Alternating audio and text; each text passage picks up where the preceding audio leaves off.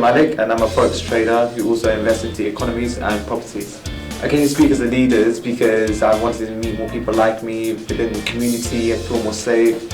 Maybe more safe, but it's just more the fact that meet more people like you. You're more comfortable, more relaxed. Everyone got the same source, same wave, same vibe. Expect to understand on how to innovate more, how to connect to people more, how to get people to be more energized, how to get them to feel more of their inner self, to then drive up, to feel their, how should I say it, the animalistic inner sync.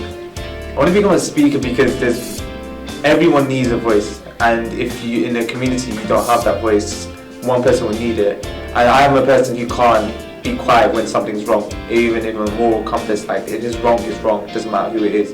And I have to speak up no matter what. So learning and being best at this is something everyone needs to look at. After going through a few stages in life, as everyone does, I helped out others, including my friends, families, even close ones, with their mental health or financial stability, and helping them with work, whatever they need to do. And when you help other people and when they actually be successful at it, it's a different feeling. A feeling that only you can feel that because you're the one who helped them. Speaking of Leaders helped me realize a few things, yes. I have a few plans in mind as it is, and looking at philosophers before and other people, other talkers as well.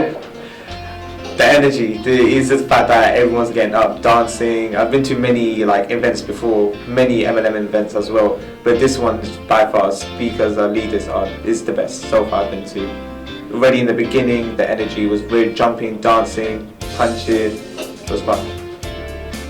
To help people to actually trust in themselves. Today in society, they're so moved by external environment like social media or even people around them that they don't even find themselves first. They just rely on what other people say.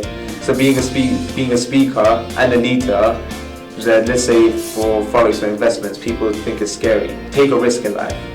That's why people achieve more.